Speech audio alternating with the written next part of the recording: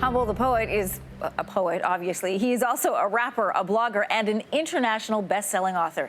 Now he's back with another life-changing book called Things No One Else Can Teach Us, inspired by raw and honest stories from his own life. We want to welcome to the studio. Good to have you here. Thank you so much for having me. I was saying when you walked in, your face is very familiar to me, but our first time meeting in person, so thanks for coming in. Pleasure. This book is an autobiography, a gathering of some of your stories, your career setbacks, and racial prejudice that you have faced over the years and throughout your career. Was it difficult to revisit some of those thoughts and emotions and scenarios? That sting comes up? Yeah, more than an autobiography, it's a collection of the most unpleasant stories of my life. There's good stuff happening as well. Yeah, I think the idea is, we all have trauma, we all have challenging stuff in our past, and the idea is to face them and revisit them and find value from them and learn from them and create a silver lining from them, as opposed to avoiding them and letting them haunt you.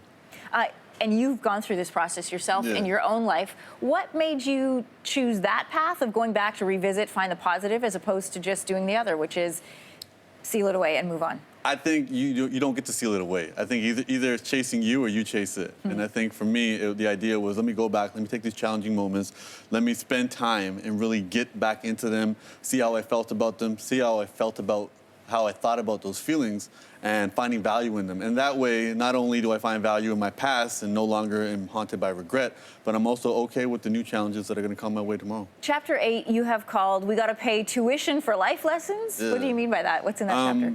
In the school of life, you have to pay tuition. And, I've been ripped off by people, I've been betrayed by people, I've lost money, I've went through a lot of heartache, and you have to pay the price to learn a lesson. Whenever things don't go our way, there is a lesson. So for me, it's not win or lose, it's win or learn. Oh, I love that. Every chapter in your book ends with a quote, and I want to read one of them because this one was a great one.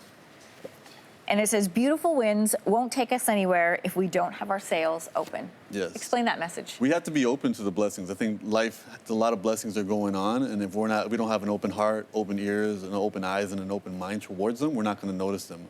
My mom's favorite quote that she always tells me is, a bucket can't catch rain if it's upside down. So the beauty in life is all around us, but if we're not open to seeing it, we're not going to see it. And it sounds like your mom needs to write a book. Yes.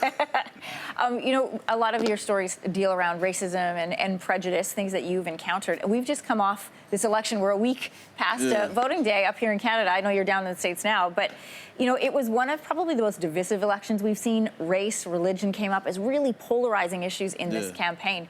What's the message that you would have for Canada when these conversations come up?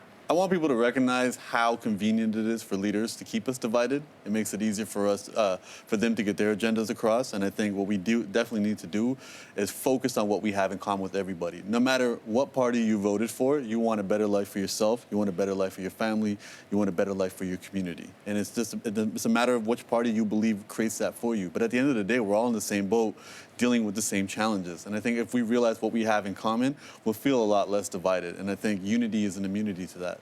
I love when I can start to hear your poet come out in you, which I just did right there.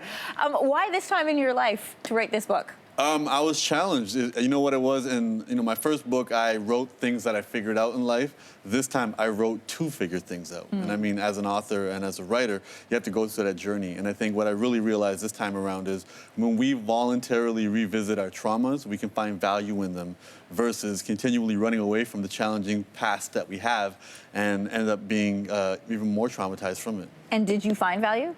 Completely. I mean, it was the hardest thing I've ever written. I mean, if you listen to the audio version of the book, some of the chapters have me crying while I'm reading them. It was definitely cathartic. I learned a lot from it. And now I know when new challenges come my way, there's lessons for me to mine and find within them. All right, well, thank you for sharing them all with us. Thank you so much for having me. The book, as a reminder, is called Things No One Else Can Teach Us, and it is available now. Thanks for watching. If you like this, be sure to subscribe here. And you can check out more Your Morning videos right here.